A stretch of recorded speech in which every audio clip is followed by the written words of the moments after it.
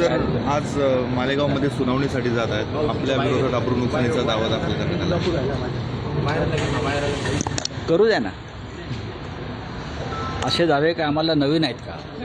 गेले 40 वर्ष आम्ही दावे लढत आहोत. आमच्यावरचे दावे का लावले गेले किंवा लावले जात आहेत, तर आम्ही सत्य समोर आणतो, भ्रष्टाचारावर बोलतो, मंत्र्यांच्या भ्रष्टाचारावरती प्रश्न विचारतो, आंदोलनं करतो. मालेगावमधले सध्याचे आमदार आणि मंत्री दादा भुसे यांच्याकडे फक्त आम्ही हिशोब मागितला.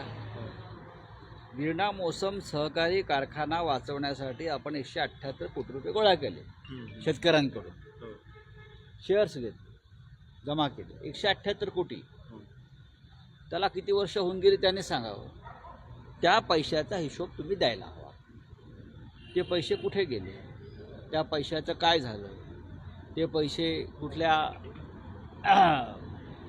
मनी लॉन्ड्रिंग मार्गानं परदेशात गेले का, तर अन्य कुठे गुंतवले, हे विचारण्याचा शेतकऱ्यांना अधिकार नाही का? तो शेतकऱ्यांच्या वतीनं एखाद्या राजकीय पक्षाला, लोकप्रतिनिधीला विचारण्याचा अधिकार नाही का? आम्ही तेवढंच विचारलं आहे.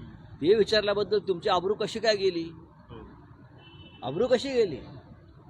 शेतकऱ्याने आंदोलन केलं आहे, लोक रस्त्यावर उतरले त्या विषयावर, म्हणून तुम्ही त्या हजारो लोकांवरती आबरू नुकसानाचा खटला दाखल करणार आहात का? पण हातामध्ये सत्ता आहे, सत्तेचा गैरवापर करायचा, मुस्कटदाबी करायची, असं धोरण या लोकांचं चालू आहे काही काळ. मालेगावात आम्ही जाऊ, कोर्टासमोर आमची भूमिका मांडू, राज्याच्या जनतेसमोर मांडलेले. ज्या मंत्रिमंडळातले दादा भुसेंसह 100% मंत्री हे भ्रष्ट आहेत. हे भ्रष्ट आहेत आणि त्यांच्या भ्रष्टाचाराची प्रकरणं जेव्हा बाहेर येतील तेव्हा महाराष्ट्र हादरून जाईल. आपण थोडे दिवस थांबा. सर, आपण आरोप मागे पण केले होते.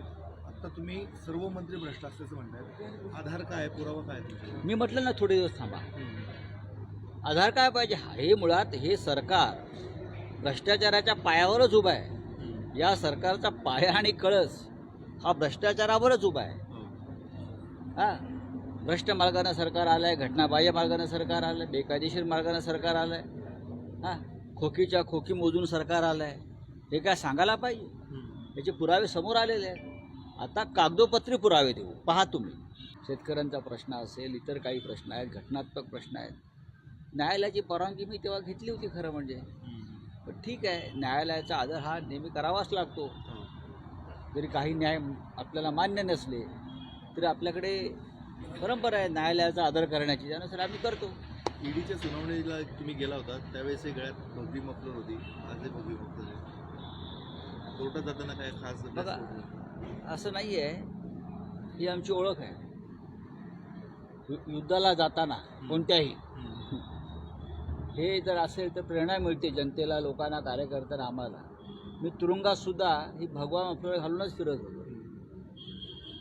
ही माझी ओळख आहे, ती तशीच राहील. याचा रंग बदलला नाही किंवा पक्ष बदलला नाही, विकलो गेलो नाही.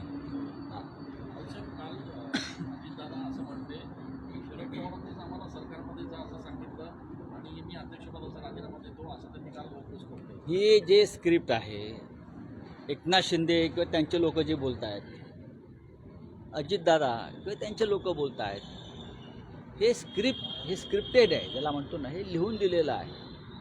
आणि ही भाजपची भूमिका आहे. जेव्हा आपण एखाद्याचा पराभव करू शकत नाही, जेव्हा तुम्ही उद्धव ठाकरे आणि शिवसेनेचा पराभव करू शकत नाही, जेव्हा तुम्ही माननीय शरद पवार किंवा माननीय उद्धव ठाकरे यांचा पराभव करू शकत नाही, तेव्हा ही भाजपची नीती आहे. आधी त्यांचा पक्ष फोडा, घर फोडा, आणि त्यातूनही जमलं नाही तर कॅरेक्टर ॲसेसिनेशन, चारित्र्यहनन करा. अशा प्रकारचं धोरण हे पूर्वी अल कायदा ही टेररिस्ट संघटना पण करत होती.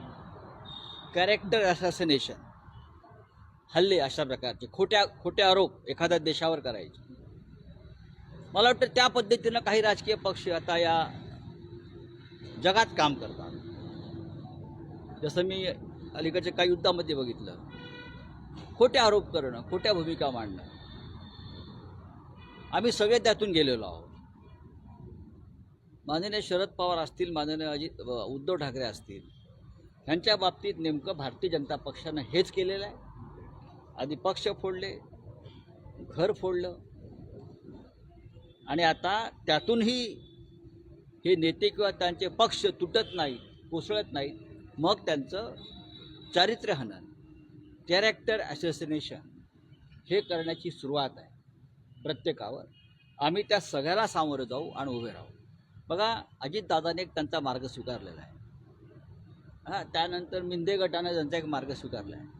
त्यांनी त्यांचं युद्ध करावं ना, त्यांनी त्यांचं राजकारण करावं. पण उद्धव ठाकरे हजर आहेत, शरद पवार हजर आहेत, आणि भारतीय जनता पक्ष सांगताय. म्हणजे हे शिंदे आणि पवार सांगत नाही आहेत, अजित पवार, ही BJPची भूमिका आहे, पक्ष आमचा आहे. हे दोन्ही पक्ष भारतीय जनता पक्षाला खतम करायचे आहे.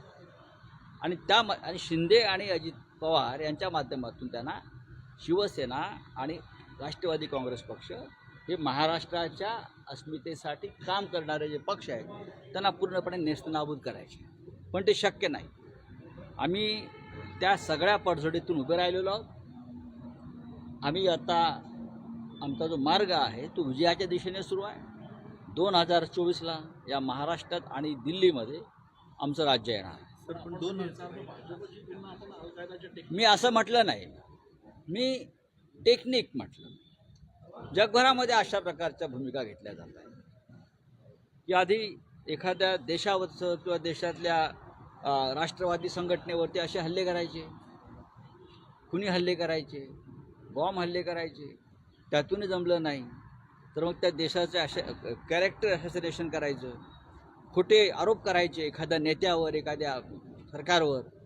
हे आम्ही पाहिलं आहे. काश्मीरच्या बाबतीत पाहिलेलं आहे, आम्ही मणिपूरच्या बाबतीत पाहिलेलं आहे, इस्रायलच्या बाबतीत, युक्रेनच्या बाबतीमध्ये, अफगाणिस्तानच्या बाबतीमध्ये.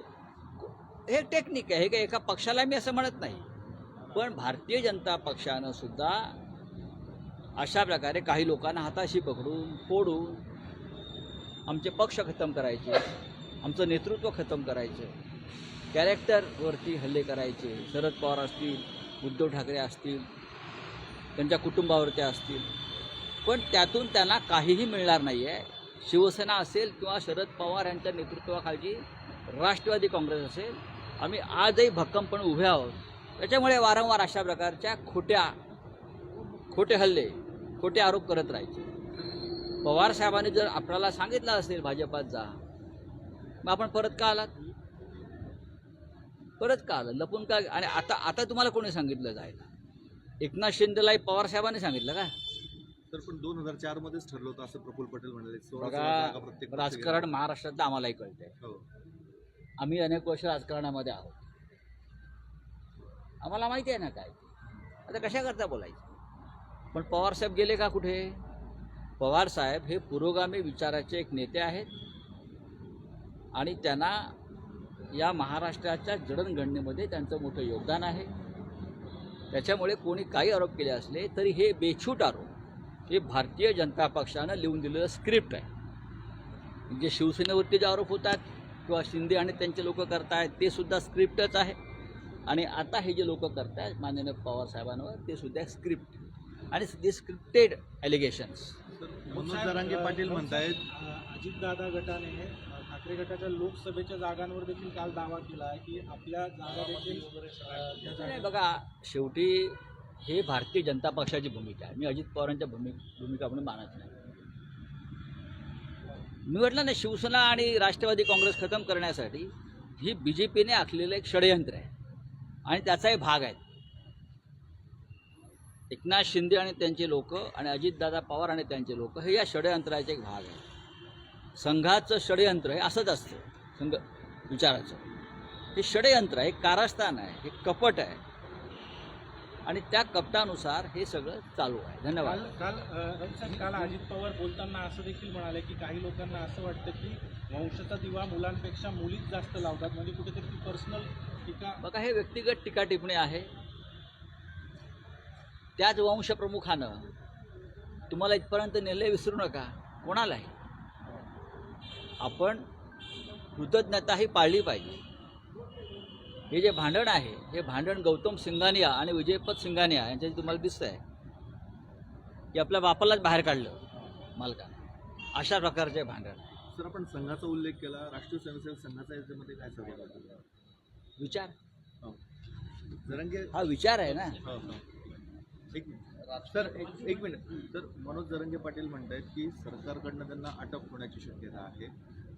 तुम्हाला असंच काय वाटतंय? सरकार कोणालाही अटक करू शकतं. जे सरकारला डोईजड होतात, जे सरकारला कायद्यानं आवरता येत नाही, त्याच्यामुळे सरकार त्या व्यक्तीच्या स्वातंत्र्यावर बंधनं आणून, आम्ही सुद्धा त्यासाठी तुरुंगात गेलो ना. आमच्या बोलण्यावर लिहिण्यावर वावरण्यावर बंधनं यावी. मनोज जरांगे पाटील हे सरकारला धोकादायक वाटत असतील, ते त्यांच्या समाजासाठी काम करतायत, त्यांची भाषा प्रखर असेल, पण तुम्ही त्यांचं ऐकलं पाहिजे. लोकशाही यालाच म्हणतात. मुख्यमंत्री म्हणतात की हा? राजकीय प्रदूषण वाढलंय. एकनाथ शिंदे म्हणतात राजकीय प्रदूषण वाढलंय. काही लोक सकाळच्या वेळेला राजकीय प्रदूषण तयार करतात. आता पहा ना, मी इथे बसलो आहे, उभा आहे, आणि त्या प्रदूषणात तुम्ही सगळे सामील आहात. त्यांना सांगा तुम्हाला काहीच करता येत नाही बरं का. या महाराष्ट्रातलं जे प्रदूषण वाढलेलं आहे त्याचे जनक एकनाथ शिंदे आहेत.